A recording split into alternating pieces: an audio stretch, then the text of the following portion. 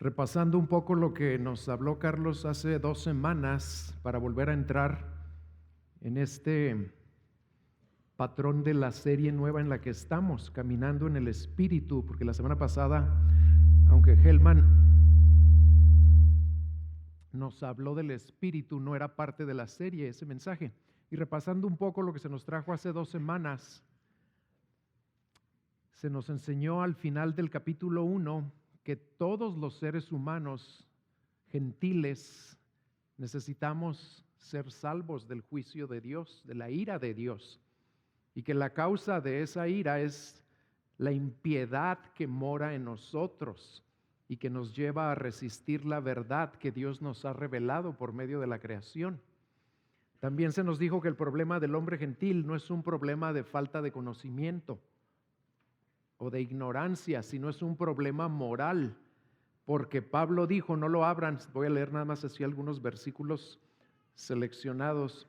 Pablo nos dijo ahí en Romanos 1, del 21 en adelante, que aunque conocían a Dios, y ese verbo lo menciona como 2 o 3 veces, no le honraron como a Dios ni le dieron gracias, sino que se hicieron vanos y necios y cambiaron, también 3 veces usa ese verbo, cambiaron la gloria de Dios, del Dios incorruptible, por una imagen de forma de hombre corruptible y hasta de animales. Y luego adelante dice, y cambiaron la verdad de Dios por la mentira, y adoraron y sirvieron a la criatura en lugar del Creador. Y por eso Dios los entregó a pasiones degradantes y a otras cosas, porque ahí adelante agrega que no tuvieron a bien reconocer a Dios y los entregó a una mente depravada para hacer cosas que no convienen, y nos da una larga lista de esas cosas que no convienen. Ahorita vamos a hablar de algunas de ellas. ¿Y cómo termina el capítulo 1? Termina diciéndonos esto: los cuales, aunque conocen, ahí está ese verbo otra vez, conocen el decreto de Dios, que los que practican tales cosas son dignos de muerte, no solo las hacen, sino que también dan su aprobación a los que las practican. Hermanos, estas palabras son durísimas y nos deben estremecer a todos, porque aun si no hemos cometido algunas de las más terribles maldades que ahí se mencionan, ¿saben cuál es la verdad? Que no hemos cometido una, sino varias, porque no nada más vienen homicidios y adulterios y robos y engaños, también viene el chisme y la envidia y la necedad y el orgullo. Y no solo las hemos cometido en el pasado, las seguimos cometiendo en el presente. Y para entender mejor lo que Dios nos estará hablando por medio de todo este libro, debemos saber y tener presente que el propósito de los primeros 3 capítulos es demostrar que todos los seres humanos somos culpables delante de Dios y que nadie será justificado por las obras de la ley. En el capítulo 1, Pablo deja bien claro la culpabilidad de los gentiles, que aunque conocen a Dios, decidieron darle totalmente la espalda a Dios. Y en este capítulo que vamos a ver el día de hoy, Pablo nos revela que existen otras 2 clases de seres humanos, que aunque no le dan totalmente la espalda a Dios, son igualmente culpables que los demás y que también serán condenados en el día del juicio final. Así que pongamos atención, porque si no nos cayó el saco con el capítulo 1, porque creemos que no somos de esos gentiles, les aseguro que nos va a caer en el capítulo 2. El título de este mensaje es El juicio de Dios sobre el resto de la humanidad. Y vamos a leer los primeros 16 versículos de Romanos 2. Por lo cual no tienes excusa, oh hombre, quienquiera que seas tú que juzgas, pues al juzgar a otro, a ti mismo te condenas, porque tú que juzgas, practicas las mismas cosas. Y sabemos que el juicio de Dios justamente cae sobre los que practican tales cosas. ¿Y piensas esto, oh hombre? Tú que condenas a los que practican tales cosas y haces lo mismo, ¿que escaparás al juicio de Dios? ¿O tienes en poco las riquezas de su bondad, tolerancia y paciencia, ignorando que la bondad de Dios te guía al arrepentimiento? Mas por causa de tu terquedad y de tu corazón no arrepentido, estás acumulando ira para ti en el día de la ira y de la revelación del justo juicio de Dios, el cual pagará a cada uno conforme a sus obras. A los que por la perseverancia en hacer el bien buscan gloria, honor e inmortalidad, vida eterna. Pero a los que son ambiciosos y no obedecen a la verdad, sino que obedecen a la injusticia, ira e indignación. Habrá tribulación y angustia para toda alma humana que hace lo malo, del judío primeramente y también del griego, pero gloria y honor y paz para todo el que hace lo bueno, al judío primeramente y también al griego, porque en Dios no hay acepción de personas, pues todos los que han pecado sin la ley también perecerán, y todos los que han pecado bajo la ley, por la ley serán juzgados. Porque no son los oidores de la ley los justos ante Dios, sino los que cumplen la ley, esos serán justificados. Porque cuando los gentiles que no tienen la ley cumplen por instinto los dictados de la ley, ellos no teniendo la ley son una ley para sí mismos, ya que muestran la obra de la ley escrita en sus corazones, su conciencia dando testimonio y sus pensamientos acusándolos unas veces y otras defendiéndolos. En el día en que, según mi evangelio, Dios juzgará los secretos de los hombres mediante Cristo Jesús. El primer punto que vamos a ver de estos primeros 16 capítulos es que el juicio de Dios abarca a los que confían en su moralidad. Y aquí lo que vemos es que tanto Dios como Pablo sabían muy bien que no todos los gentiles del primer siglo, que es cuando se escribió este libro, se comportaban de la manera que Pablo describe en la última parte del capítulo 1. También había algunos gentiles que tenían altos valores morales, como los hay en nuestros días. Y en el capítulo 2, Pablo traslada su énfasis del mundo de esos gentiles que practicaban una inmoralidad abierta y descarada al mundo del moralismo declarado, pero no practicado. Y ahora Pablo le habla no solo al hombre en general, sino al hombre que juzga y que condena. Y en este pasaje confronta a todo moralista que se atreve a emitir juicios morales sobre las demás personas. El moralista se cree muy diferente a los gentiles inmorales, pero en realidad es muy similar, pues ambos poseen cierto conocimiento de Dios, lo acabamos de ver. Poseen cierto conocimiento de Dios como creador, como juez, saben que Dios los va a juzgar algún día. Y ambos contradicen ese conocimiento que poseen por medio de su comportamiento, porque no viven de acuerdo a lo que saben. Ambos hacen algunas de esas cosas que no convienen, pero también hay una diferencia, y ahorita nos vamos a meter más a fondo. ¿En qué son diferentes el gentil del capítulo 1 y el moralista de la primera parte del capítulo 2? Pues son diferentes en esto, en que el primer grupo hace cosas que saben que están mal y dan su aprobación a los que también las practican, lo cual al menos es consistente, ¿verdad? Y los del segundo grupo, los moralistas, hacen cosas que saben que están mal y condenan a los demás que hacen lo mismo. Y eso es hipocresía. Y por eso Pablo los confronta aquí y les dice que están bajo el mismo juicio de Dios que los otros gentiles. Y les deja bien claro que ese juicio tiene 3 características. Las vamos a ver en orden. Ese juicio de Dios es inescapable, es justo y es imparcial. Vamos a ver los primeros 4 versículos. Por lo cual no tienes excusa, les dice. Tú, hombre, quien quiera que seas, tú que juzgas, porque al juzgar a otro, a ti mismo te condenas, porque tú que juzgas practicas las mismas cosas. Y sabemos que el juicio de Dios justamente cae sobre los que practican tales cosas. ¿Y piensas esto? Porque el moralista piensa eso, ¿eh? ¿Piensas esto, oh hombre, tú que condenas a los que practican tales cosas y haces lo mismo, que escaparás al juicio de Dios? ¿O tienes en poco las riquezas de su bondad, de su tolerancia y paciencia, ignorando que la bondad de Dios te guía al arrepentimiento?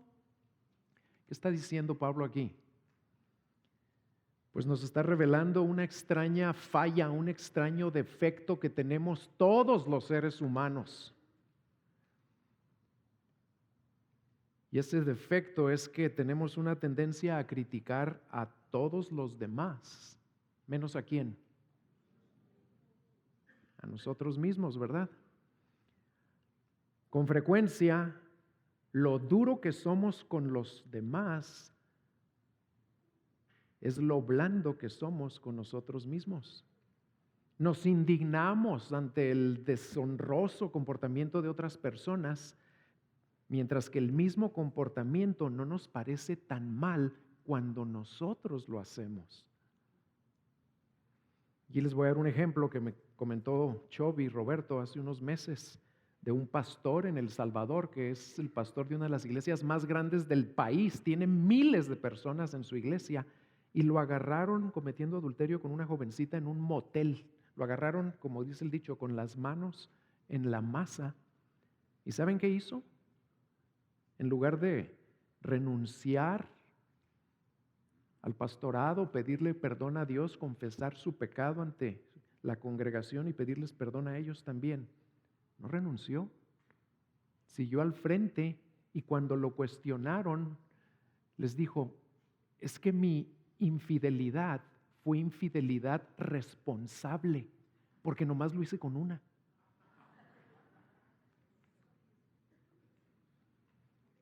Así somos, desgraciadamente. Y aquí Pablo nos declara que si vivimos de esa manera, pues estamos expuestos al juicio de Dios y no tenemos excusa ni forma de escapar. ¿Por qué? Porque si somos tan buenos para estar criticando a los demás, para ver lo que hacen mal, ¿qué quiere decir? Pues que sabemos lo que está mal y lo sabemos también, que estamos muy atentos para cuando los otros lo hacen.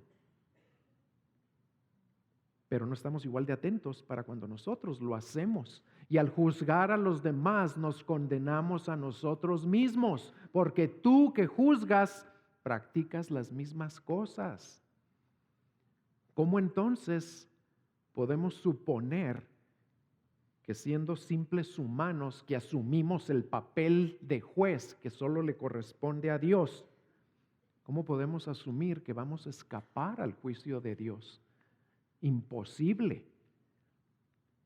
Y cabe aclarar algo aquí, hermanos. Pablo no nos está diciendo que debemos suspender o renunciar a toda crítica o a toda corrección de otras personas como si fuera ilegítima. No, hay un lugar para la crítica, hay un lugar para la corrección. Y cuando lo hacemos de una manera bíblica, es una expresión de amor y de cuidado por los demás. Porque la Biblia dice que Dios mismo nos critica y nos juzga y nos disciplina. Así que cuando traemos corrección a los demás, pero no juicio, corrección, con el afán de ayudarlos, estamos haciendo lo correcto. Más bien a lo que se refiere Pablo aquí es a una prohibición a asumir una postura de juicio y a condenar. No tenemos ningún derecho a condenar a los demás. Les podemos traer corrección, pero el único que los puede condenar es Dios. Y no podemos traer ningún juicio, sobre todo cuando no nos juzgamos a nosotros mismos por hacer lo mismo. Eso es hipocresía en su máxima expresión, porque le ponemos un estándar muy alto a todos los demás y demasiado bajito para nosotros mismos, ¿verdad? El moralista a veces, ¿saben qué hace para justificar ese comportamiento? Dice, es que Dios a mí no me va a juzgar. ¿Por qué? Porque Dios es bueno, Dios es amor. Dios no puede mandarme al infierno porque yo hago algunas cosas buenas. Pero están malentendiendo lo que dice ahí Pablo sobre la bondad de Dios. Porque sí es cierto, Dios es bueno y Dios es amor, pero también es justo, también es santo. Y no pasará por alto ningún pecado. Y lo que Pablo nos dice aquí es que en su bondad y en su tolerancia, su propósito no es hacerse de la vista gorda cuando pecamos. ¿Saben por qué tiene bondad y tolerancia para con nosotros? Para guiarnos al arrepentimiento. Por eso es paciente y bueno y no nos da lo que merecemos desde el primer momento que lo ofendemos. Que Dios nos ayude, hermanos, a darle a esta advertencia la importancia que merece, porque todos tenemos la tendencia a juzgar la viga en el ojo ajeno y no veo la paja en mi propio ojo. ¿Y saben por qué es muy fácil hacer eso? Porque cuando los demás cometen alguna de esas cosas que no convienen, muy graves, cuando los vemos cometer algunas de las maldades más escandalosas de esa lista y nosotros nunca las hemos cometido, pues automáticamente pensamos que somos mejores que ellos. ¿Por qué? Porque mira lo que están haciendo, mira el pecado que cometieron, mira el escándalo en el que se metieron. Y nos olvidamos de que nosotros también cometemos varias de esas cosas, pero las consideramos, entre comillas, menos graves, menos ofensivas a Dios, lo cual es una mentira y demuestra la ceguera y el engaño que hay en nosotros, porque cualquiera de esas cosas va a traer el juicio y la ira de Dios sobre los que las practican. En otras palabras, hermanos, para ser un hipócrita, no necesitas practicar exactamente las mismas cosas que condenas en los demás. Porque puedes estar condenando el adulterio en alguien y tú eres un chismoso y las dos están en la lista. O puedes estar condenando que alguien es orgulloso y envidioso y tú odias a alguien, guardas rencor en tu corazón, no perdonas, y la Biblia dice que si odias a alguien eres un homicida. Y también está en la lista.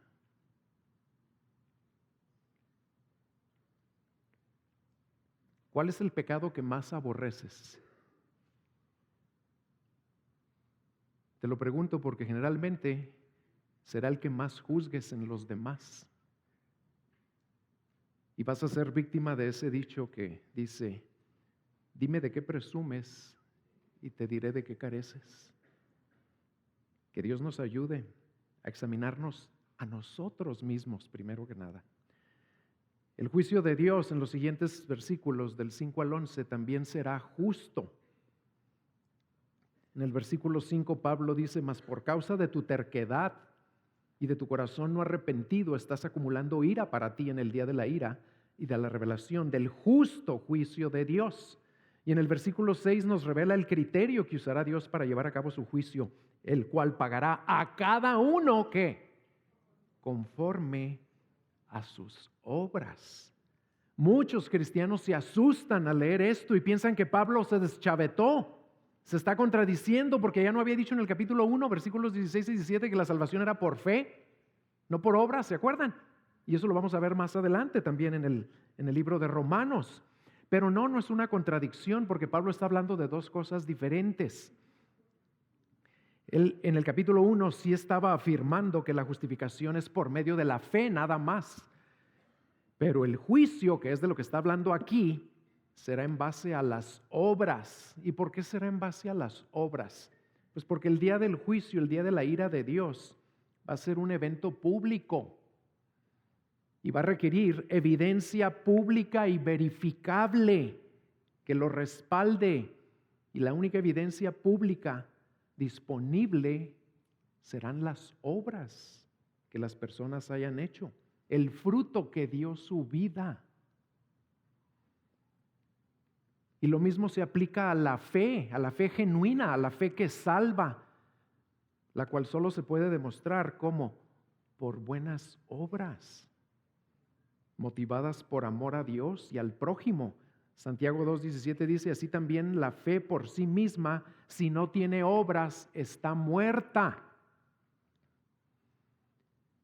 Y aquí déjenme aclararles algo, no está hablando de la salvación, está hablando del juicio a todos los que no se arrepientan y por la fe reciban el perdón y la vida eterna, pues los va a juzgar en base a sus obras.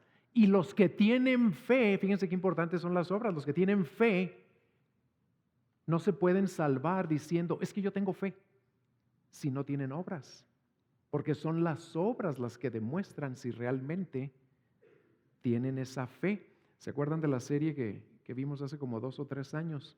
Que se titulaba La fe se ve. ¿Y cómo se ve? Por medio de las obras. En los versículos 7 al 10, Pablo explica un poco más a fondo este principio de que cada uno será juzgado conforme a sus obras. Y ahí dice, a los que por la perseverancia en hacer el bien buscan gloria, honor, inmortalidad, se les dará ¿qué? Vida eterna. A los que son ambiciosos y no obedecen a la verdad, sino que obedecen a la injusticia, recibirán ira e indignación. Y luego agrega algo, ¿verdad? Habrá tribulación y angustia para toda alma humana que hace lo malo, del judío primeramente y también del griego. Pero gloria, honor y paz para el que hace lo bueno. Aquí suena como que la gente se va a salvar por hacer lo bueno. Nadie se puede salvar por hacer lo bueno. De eso vamos a hablar la próxima semana, de hecho. Pero está diciendo Pablo, si alguien viviera y pudiera hacer siempre lo bueno, se le daría vida eterna y se le daría honor y se le daría gloria. El problema es que nadie puede. Ahorita lo vamos a ver un poco más adelante.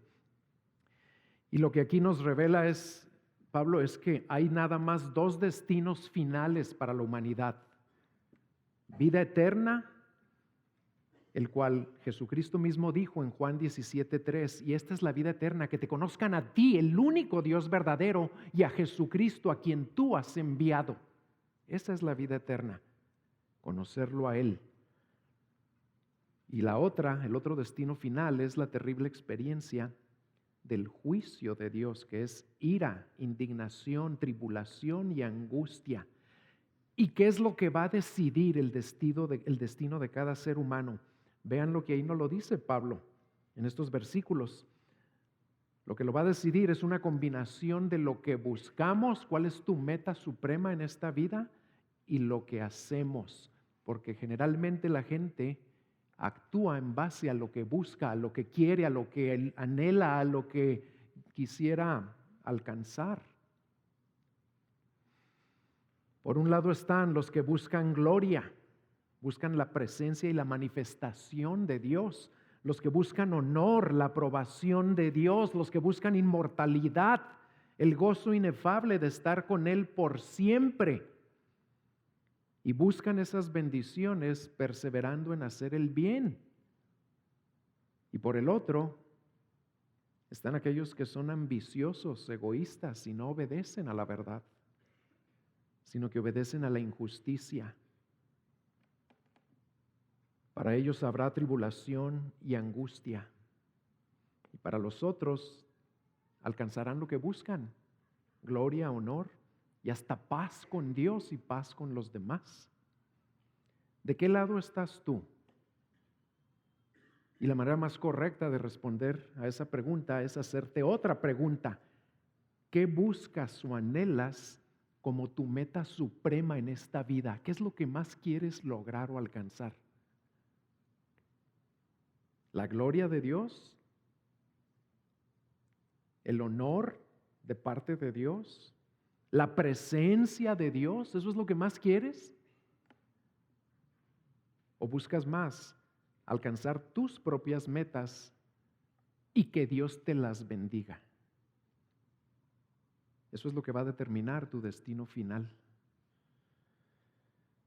Y en tercer lugar, el juicio de Dios es imparcial. En los versículos 12 al 16, Pablo nos explica por qué es imparcial, por qué es que Dios no hace acepción de personas. Y empieza a mencionar la ley de Moisés. Y la ley de Moisés, desde este capítulo en adelante, va a ser muy importante a lo largo de todo el libro de Romanos. Y dice lo siguiente, dice, todos los que han pecado sin la ley también perecerán. Y todos los que han pecado bajo la ley, por la ley serán juzgados. Porque no son los oidores de la ley los justos ante Dios, sino los que cumplen la ley, esos serán justificados. Pero recuerden, nadie la puede cumplir. Eso lo va a decir más adelante. Porque cuando los gentiles que no tienen la ley cumplen por instinto los dictados de la ley, el decir que nadie la puede cumplir no quiere decir que no puedan cumplir nada. Nadie la puede cumplir todo el tiempo. Pero aquí nos está diciendo que algunos gentiles sí cumplen algunas partes de la ley. Y ahorita les voy a dar ejemplos. Ellos, no teniendo la ley, son una ley para sí mismos, ya que muestran la obra de la ley escrita en sus corazones, y su conciencia les da testimonio, y sus pensamientos o los acusan o los defienden.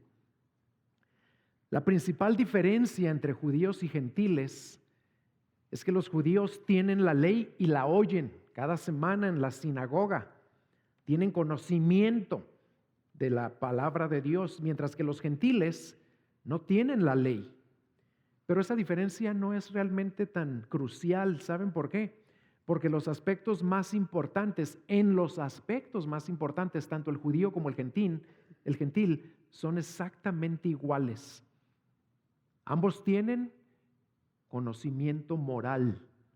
¿Por qué? Porque otra vez dice Pablo aquí, conocen. ¿Y por qué conocen lo que está bien? Porque Dios grabó la obra de la ley en sus corazones. No sé si les han preguntado en alguna ocasión, ¿y qué va a pasar con los pigmeos en África o con los indios en el Amazonas a donde nadie ha llegado, que jamás han oído hablar de Cristo, ni de la Biblia, ni de nada? ¿Qué va a pasar con ellos? Aquí está la respuesta. Ellos también tienen conocimiento de Dios porque Dios se les revela, tanto a través de la creación, como dice el capítulo 1, y a través de su conciencia, porque también ellos tienen la obra de la ley grabada en su corazón. Y en base a ese conocimiento que Dios les dio, los va a juzgar Dios. Una vez escuché a un teólogo decir que estudió él a muchos antropólogos que no eran ni siquiera cristianos, y los antropólogos más honestos y más reconocidos llegaron a la misma conclusión. En todas las culturas humanas, aunque no sean desarrolladas, aunque sean lo más atrasadas y lo más remotas y lo más pobres, en todas las culturas humanas hay en las personas un conocimiento básico de lo que está bien y de lo que está mal, porque Dios se los puso en su corazón. Así que el gentil sabe y el judío sabe. Uno lo sabe por medio de la ley que la tiene, el otro lo sabe por medio de lo que Dios le puso en su corazón, y su conciencia se lo recuerda. Y ¿saben en qué se parecen también? En que ambos han pecado, quebrantando lo que conocen, lo que saben, y ambos tienen culpa y ambos recibirán el mismo juicio. En el versículo 12, Dios los coloca en la misma condición y declara que todos los que han pecado, sean judíos o sean gentiles, ya sea con ley o sin ley, perecerán y serán juzgados. Los que han pecado sin ley perecerán. Los que han pecado bajo la ley, por la ley serán juzgados. En otras palabras, Dios nos va a juzgar a todos de acuerdo al estándar que hemos conocido, de acuerdo a la manera en la que hemos pecado, a las obras. Cierto autor lo puso de esta manera, dijo: la evidencia para el juicio serán sus obras, la regla para el juicio será su conocimiento. Y recuerden de nuevo que Pablo está hablando de juicio, no de salvación. Y que cuando menciona en el versículo 13 menciona que los que cumplen la ley serán justificados. Es una situación hipotética, porque ningún ser humano puede cumplir todas las reglas de la ley. Ahora, algo importante aquí, miren. Traigo en desorden mis páginas. Lo que Pablo está enfatizando es que Dios nos va a juzgar en base a lo que hicimos sabiendo si era bueno o si era malo.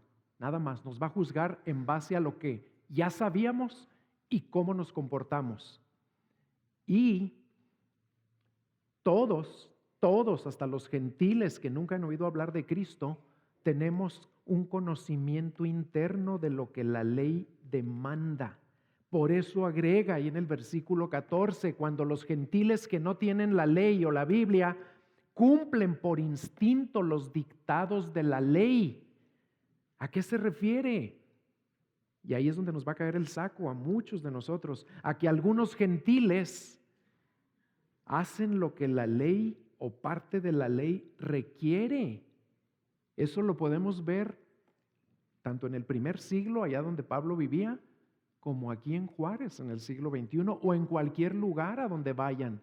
Podemos observar que no todos los gentiles son ladrones, adúlteros u homicidas. Al contrario, algunos, fíjense cómo son. Y a lo mejor ustedes se consideran así.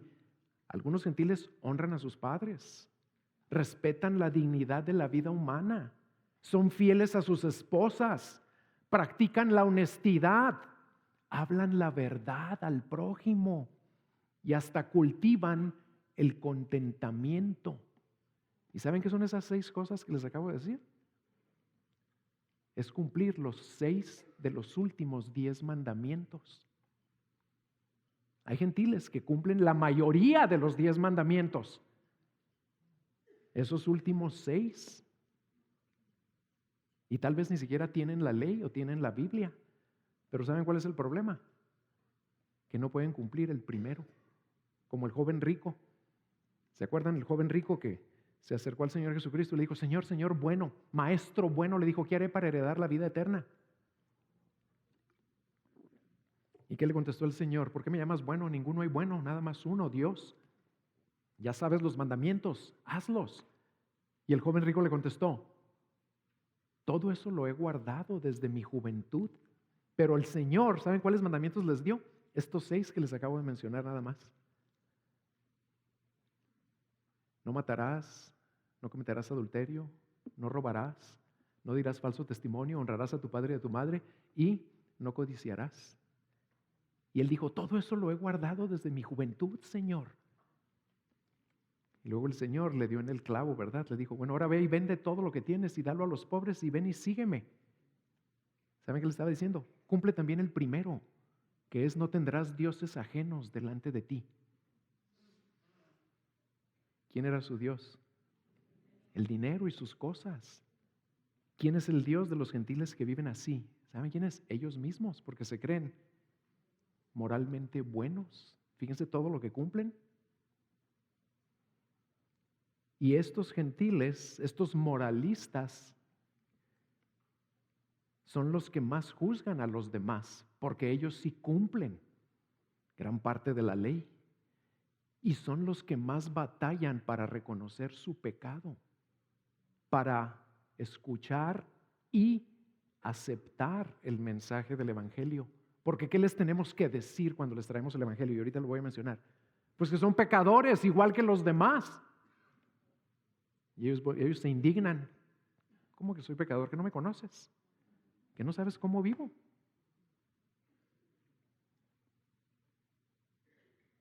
¿Y por qué es que aunque no tienen la ley, parecen conocerla? Y en cierta medida la cumplen, en buena medida la cumplen. Pues por lo que dice Pablo en el versículo 15, porque muestran la obra de la ley escrita en sus corazones.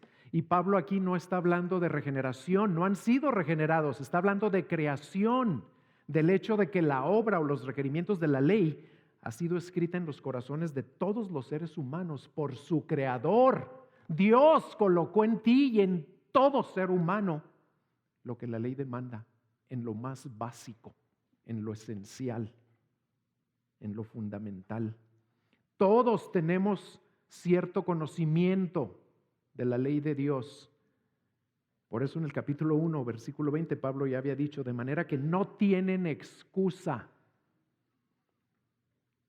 Aunque solo aquellos que han experimentado una nueva creación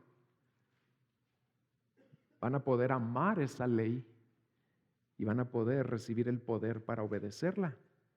Porque los que cumplen nada más con esos 6 mandamientos, pues no dejan de ser moralistas, pero no son nacidos de nuevo. No son personas regeneradas, verdaderos discípulos de Jesucristo.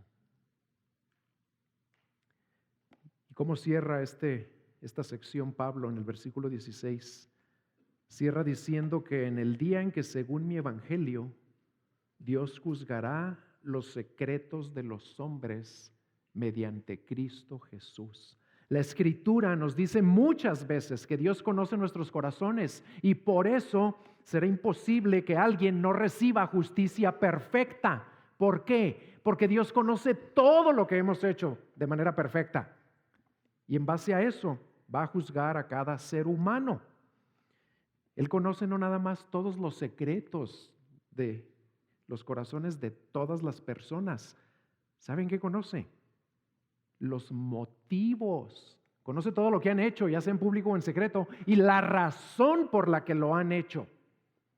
Que es lo que muchas veces nos juzgamos unos a otros, ¿verdad? Y está mal porque no conocemos el motivo, pero Dios sí sabe los motivos por los que hemos hecho todo lo que hemos hecho. Y por lo general, los moralistas practican o guardan algún pecado secreto y no lo confiesan, no se arrepienten. ¿Saben por qué? Porque como no lo ven tan grave, porque ¿qué son? Son moralistas, son buenos en otras áreas, cumplen con muchas otras cosas. Por lo tanto, un pecadito que tengan ahí escondidito no es gran cosa. ¿Por qué? Pues porque honran a sus padres, no cometen adulterio, no roban, no cuentan mentiras, no codician lo que su prójimo tiene, pero tienen un pecado por ahí oculto que no les parece tan grave.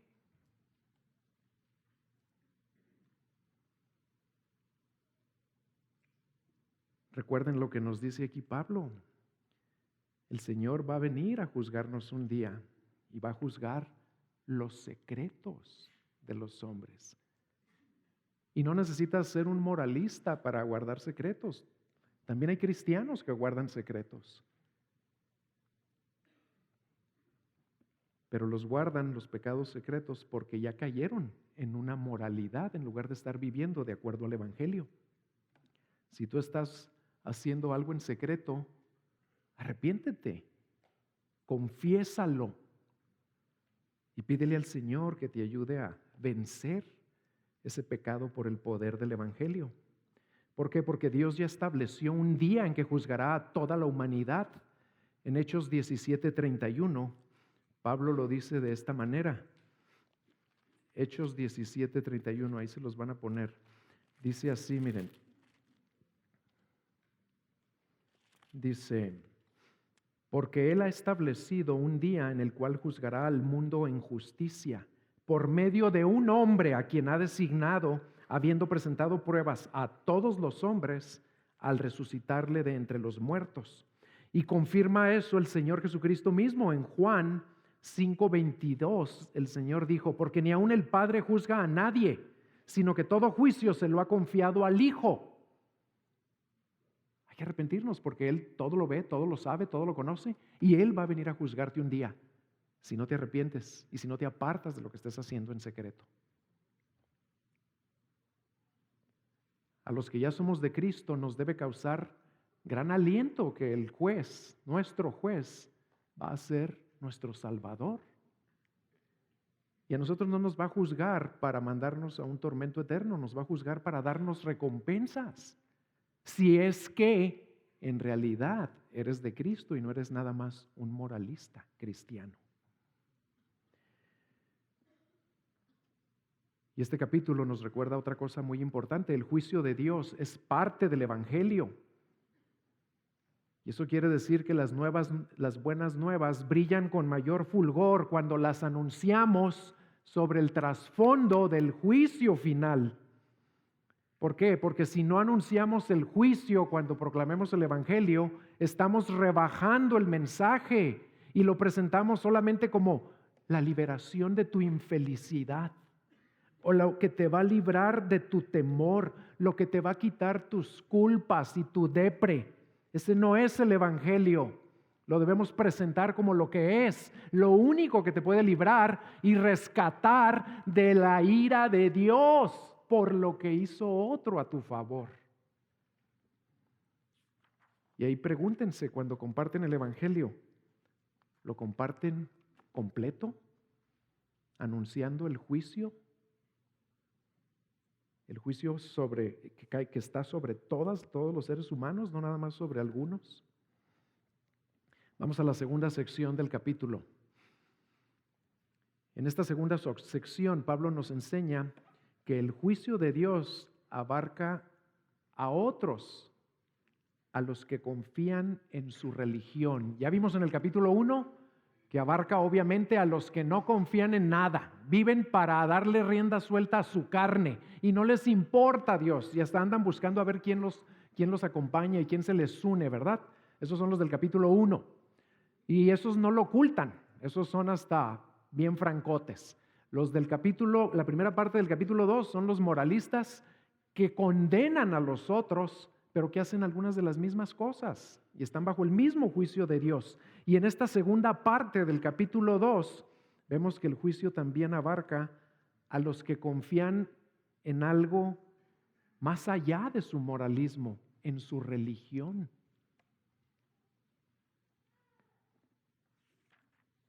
Aquí Pablo se dirige a los religiosos y les aclara que ellos tampoco se van a librar del juicio de Dios.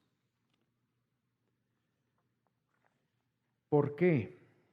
Vamos a ver por qué. Porque aunque cumplieran la mayor parte de los mandamientos o de las reglas de su religión, no las pueden cumplir todas, ni las pueden cumplir todo el tiempo. Y también se apoyan en los ritos externos de su religión. Y Pablo también les aclara, eso tampoco los va a librar del juicio de Dios. Y vamos a ver del versículo 17 al 24 lo que les dice a los que se apoyan en leyes o reglas que no cumplen. Fíjense lo que usa Pablo aquí, es tremenda esta enseñanza, porque no usa la religión de los budistas o de los musulmanes o de los confucionistas, no usa ninguna religión del hombre, usa la única religión que le fue dada al hombre por Dios mismo, la religión de su propio pueblo, de los judíos. Y les dice lo siguiente en el versículo 17, pero si tú que llevas el nombre de judío y te apoyas en la ley, te glorías en Dios, conoces su voluntad, apruebas las cosas que son esenciales, siendo instruido por la ley, confías que eres guía de los ciegos, luz de los que están en tinieblas, instructor de los necios, maestro de los faltos de madurez, que tienes en la ley la expresión misma del conocimiento y de la verdad. Todas esas cosas son ciertas y son buenas. ¿Por qué? Porque era la ley que venía de Dios. Era una religión que Dios les había dado. El problema no está en la ley o en la religión. Aunque no puedes salvar a nadie, ¿verdad?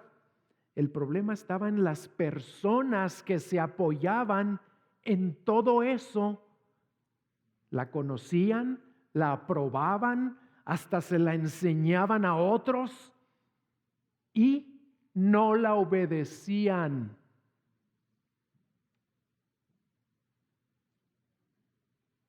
Vean los versículos 21 al 23. Tú pues, que enseñas a otro, ¿y qué le enseña? Todo lo anterior. Le enseña cosas buenas, la ley que le muestra la voluntad de Dios, la ley que le muestra las cosas esenciales, la ley que es guía para los ciegos, luz para los que están en tinieblas, los ayuda a crecer en madurez, les quita lo necio. Fíjense, tú que les enseñas a los demás todo esto que es bueno, tú que te jactas de la ley, o váyanse al 21, perdón, tú que enseñas a otro, ¿no te enseñas a ti mismo? Tú que predicas que no se debe robar, ¿robas? Tú que dices que no se debe cometer adulterio, ¿adulteras? Tú que abominas a los ídolos, ¿saqueas templos? Tú que te jactas de la ley, violando la ley, ¿deshonras a Dios? Ni el moralista ni el religioso pueden vivir de acuerdo a su moral o a su religión. Y por eso en el versículo 24, Pablo los vuelve a acusar y les dice, el nombre de Dios es blasfemado entre los gentiles por causa de vosotros, tal como está escrito. Lo mismo que les había dicho a los moralistas en los versículos 1 y 3, 1 al 3 de este capítulo, ahora se aplica a los judíos religiosos que tampoco practican lo que predican. Y saben que, hermanos, también se aplica a ti y a mí, si tú y yo vivimos como vivían ellos. Si tú y yo juzgamos a otros, pero no nos juzgamos a nosotros mismos. Si tú y yo enseñamos a otros, pero no nos enseñamos a nosotros mismos. Y luego pasa Pablo ya en la última sección a denunciar a los que se apoyan ni siquiera en las reglas o las leyes de su religión, sino en ritos externos que no salvan. Peor que apoyarse en las reglas es apoyarse en los ritos de una religión. Y por eso Pablo les tiene que aclarar a los judíos y a todos los religiosos que aunque la circuncisión era una señal del pacto de Dios con ellos, no era un seguro que les daba protección permanente contra la ira de Dios. Y así lo consideraban los judíos. No, yo soy circuncidado. ¿Qué quiere decir? Que soy miembro del pacto de Dios, del pueblo de Dios, y no me va a pasar nada. No, ese rito no era un sustituto de la obediencia. Al contrario, tener la señal externa de ese rito los comprometía a obedecer. Y por eso Pablo les dice en los versículos 25 y 26, pues ciertamente la circuncisión es de valor si tú practicas la ley. Pero si eres un transgresor de la ley, tu circuncisión se ha vuelto incircuncisión. Por tanto, si el incircunciso cumple los requisitos de la ley, ¿no se considerará su incircuncisión como circuncisión? ¿Qué les está diciendo Pablo aquí? Y pongan atención porque nos lo está diciendo a nosotros también. Que la única evidencia válida de ser miembros del pacto de Dios no es un rito externo, algo que le hicimos a nuestro cuerpo, o que nos hicieron, o que nos pusieron, o que nos anotaron. No, la única obediencia válida de ser miembros del pacto de Dios y del pueblo de Dios no es tener la ley o tener la Biblia o sabérsela de memoria. La única evidencia válida es la obediencia a esa ley, a este libro. Su circuncisión no los hace, vean qué hermosa está esa frase, su circuncisión no los hace lo que su desobediencia demuestra que no son. Otra vez, su rito externo no los hace lo que su desobediencia demuestra que no son. En otras palabras, cumplir con el rito no los hace lo que a legua se ve que no son. Y no está diciendo que la salvación se gana por obediencia, sino que la obediencia es la evidencia de la salvación. Por lo tanto, los judíos religiosos y los mexicanos religiosos y los rusos religiosos y todos los religiosos están expuestos al mismo juicio de Dios que los gentiles, que los moralistas o que los inmorales. Y en el versículo 28 y 29, Pablo explica lo que es un verdadero judío, un verdadero miembro del pacto de Dios, porque no es judío el que lo es exteriormente, ni la circuncisión es la externa en la carne, sino que es judío el que lo es interiormente. Y la circuncisión es la del corazón, por el espíritu, no por la letra, la alabanza del cual no procede de los hombres, sino de Dios. Esta idea no es nueva. No crean que Pablo se las comunica por primera vez aquí a los romanos, no. Dios ya había enseñado eso muchas veces en el Antiguo Testamento, sobre todo en el Pentateuco, donde vemos que se quejaba de los corazones incircuncisos de su pueblo y los llama a circuncidar sus corazones. Siempre que vean circuncidar corazón, se refiere a un cambio de corazón, un cambio de vida, porque cambias acá adentro. Y les dice que les promete Él, cuando les dice que circunciden sus corazones, les promete que Él mismo lo hará en ellos, a fin de que lo amen con todo su ser. Abran la Biblia en Deuteronomio 36. Es uno de los pasajes que más claramente resume todo esto que Pablo está diciendo aquí. Deuteronomio 36 dice: además, el Señor tu Dios circuncidará tu corazón y el corazón de tus descendientes, para que ames al Señor tu Dios con todo tu corazón y con toda tu alma, a fin de que vivas. ¿Por qué creen que Dios les tuvo que prometer que Él lo iba a hacer en ellos? Pues porque ninguno lo podemos hacer en nosotros mismos. Lo que Dios busca en todos nosotros no es un rito externo, no es cumplir con rituales, sino un cambio interno que solo puede suceder por el Espíritu, no por la letra. Tú te puedes aprender de memoria toda la Biblia y tu corazón no va a cambiar si el Espíritu no ilumina lo que lees y te transforma desde adentro. Se requiere una obra interna del Espíritu Santo, algo que la ley, por ser un código externo, nunca podría hacer. Y lo que Dios nos dice aquí por medio de Pablo es que la esencia de un verdadero judío, de un miembro del pacto de Dios, y fíjense qué hermoso, porque ahí podemos estar incluidos los que ya somos de Cristo. La esencia de un miembro del pacto de Dios no es algo externo y visible, sino algo interno e invisible, algo que Dios hace en el corazón, no en la carne, por medio de su Espíritu, no de la ley, y lo cual cuenta con la aprobación de Dios, no con la de los hombres.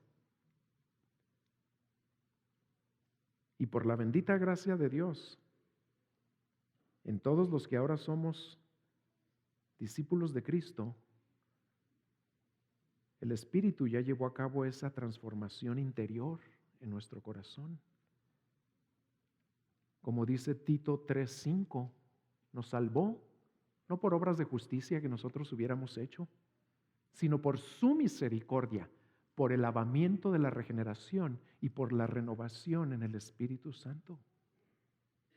Si tú eres miembro del pacto de Dios, un verdadero judío, aunque seas mexicano, es porque el Espíritu Santo vino a ti un día y te abrió los ojos para que vieras tu pecado, para que te doliera tu pecado, para que te dieras cuenta que necesitabas a un Salvador que te limpiara de tu pecado y que te regalara por gracia su justicia. Solo el Espíritu lo puede hacer en ti. Y para captar bien y ser impactados por estas verdades, hermanos, debemos saber que todo lo que Pablo escribe aquí acerca de la circuncisión y de ser un judío se aplica a nuestro bautismo y a ser un cristiano. ¿Por qué? Porque hablando así nada más de circuncisión como que nos queda externa, como que nos queda lejos, como que nos queda distante. Pero no, aplícalo todo a tu bautismo, porque aquí en México hay muchos que confían en que están bautizados. Y Pablo, ¿qué está diciendo aquí? No sirve de nada, no te va a librar del juicio de Dios. Así como la circuncisión no te hace un verdadero judío, el bautismo no te hace un verdadero cristiano. Porque el verdadero cristiano y el verdadero judío es el que lo es en su interior. Y el verdadero bautismo y la verdadera circuncisión es la que sucede en el corazón por el Espíritu. El bautismo que llevamos a cabo aquí no es el primer bautismo que le sucede a un verdadero cristiano. El primer bautismo es cuando el Espíritu Santo viene y lo regenera y ahí lo introduce al cuerpo de Cristo. Y posteriormente viene y se bautiza acá para dar testimonio a todo el mundo de que ya es de Cristo. Pero ya sucedió la obra del Espíritu antes. Y con esto no les estoy diciendo que lo interno y lo espiritual reemplace a lo externo y a lo físico, no, sino que la señal visible, que es el bautismo en agua, deriva su importancia de la realidad invisible, de la cual da testimonio.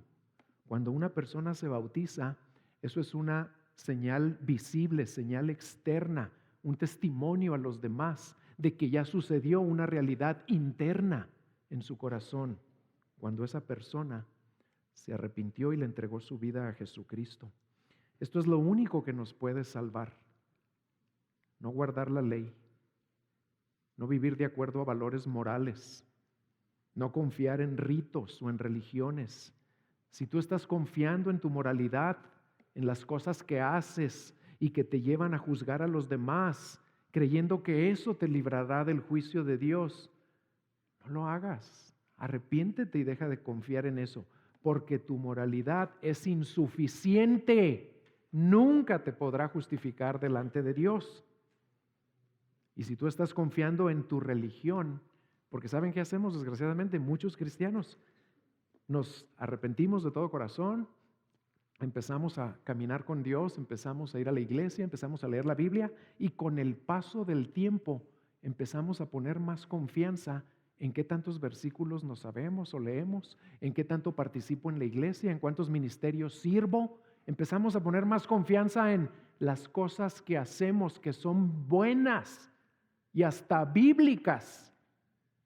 O empezamos a poner confianza en que tenemos sana doctrina, ya me bauticé, ya ando evangelizando, que en Cristo, que en el que vino a dar su vida por nosotros, que en el Evangelio, que es el que nos está salvando continuamente.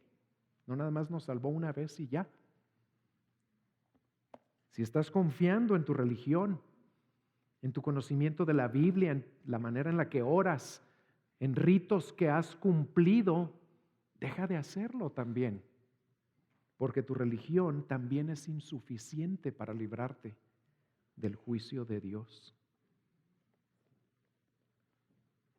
Y si hay personas aquí que ni siquiera están confiando en nada, que vinieron a lo mejor porque alguien los invitó y perfectamente saben que no escaparían del juicio de Dios si murieran el día de hoy, déjame decirte que no fue casualidad que hayas venido. Qué bueno que viniste. Nos da mucho gusto que hayas venido, porque Dios quería que escucharas este mensaje para darte esperanza, porque sí puedes ser librado del juicio de Dios. Y hoy mismo, aunque no seas una persona moral ni una persona religiosa, porque eso no libra a nadie. ¿Sabes cuál es la única manera? Como vimos al final del capítulo, por medio de una obra de su Espíritu, obrando en ti a través de la palabra, a través del Evangelio.